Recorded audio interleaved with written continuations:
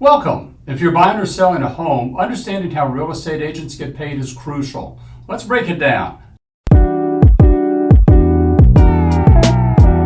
In a typical real estate transaction, there are two main agents involved, the listing agent and the buyer's agent. Listing agents help sellers. They market the property, negotiate with buyers, and guide them through the sale. They charge a fee for their services, usually a percentage of the sale price. This fee is called the listing agent commission. Now let's talk about buyer's agents. They help buyers find homes, make offers, and close deals. Buyer's agents also charge fees. Usually, sellers cover these fees from their commission. An important note, a seller isn't required to pay the buyer's agent. This is negotiable, and it depends on the market, the deal, and the agreement between the buyer and their agent. Buyers and sellers can negotiate the buyer's agent commission. They can decide who pays, the amount, and how it's split. Sometimes buyers might pay their agent directly. Here are some examples of how a buyer's agent might be compensated. Number 1, a seller paid commission. Traditionally, the commission for the buyer's agent is paid by the seller as part of the overall real estate commission. This amount is typically a percentage of the final sale price and is split between the buyer's agent and the listing agent. 2, buyer paid commission. In some cases, a buyer may agree to pay their agent directly. This can be used when the buyer wants dedicated representation, or if the property is listed with a low commission that doesn't fully cover the buyer's agent expected fee. The payment can be a fee, an hourly rate, or a percentage of the purchase price. Number 3, compensation can sometimes be a mix of contributions from both the seller and the buyer. For instance, if the seller offers a lower commission than expected, the buyer might make up the difference. Number 4, retainer fees.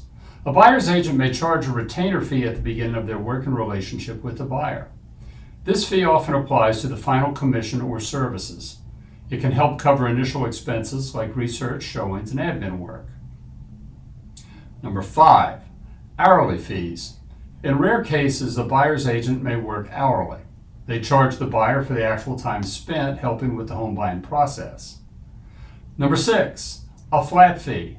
Instead of a percentage-based commission, some buyer's agents may charge a flat fee for their services. This fee can be negotiated up front and may be paid regardless of the home's purchase price. Number 7, rebates or credits. In some places, a buyer's agent may offer a rebate or credit to the buyer as an incentive, if allowed by law. This can be a portion of the commission they receive given back to the buyer at closing. A written agreement between the buyer and their agent should state how they will be paid. This ensures clarity about the finances. Now let's discuss how this relates to Virginia. Buyer agency is a legal entity in real estate transactions. It creates a formal relationship between buyers and their agents. The law requires the buyer's agent to represent the buyer's best interests in the home buying process. This includes finding properties, making offers, and closing. Buyer agency means buyers get expert help and advice.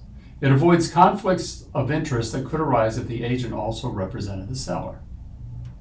Virginia law requires a written, agreed-upon buyer agency agreement. It must clearly outline its terms, including the agent's pay. This ensures transparency and protects the buyer. A buyer's agent and their client must understand the services, fees, and payment methods. It's a misconception that the seller always pays the agent's fee. Before showing properties, the agent and client need a written agreement on services and fees. Also, the buyer's agent must contact the listing agent or the seller of a for sale by owner property. This is to find out if the seller will offer any compensation. The agent must then share this with the buyer. The buyer decides what to view and the impact on their finances.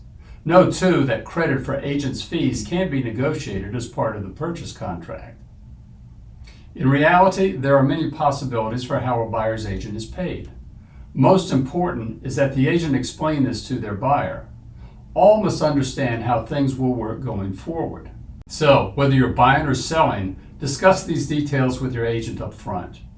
Understand their fees, who will pay them, and how it fits into your overall transaction. Clear communication about these financial aspects can lead to a smoother, more successful real estate experience. If you have any questions about the real estate process, feel free to reach out, leave a comment, contact us. We'd love to talk with you further about this.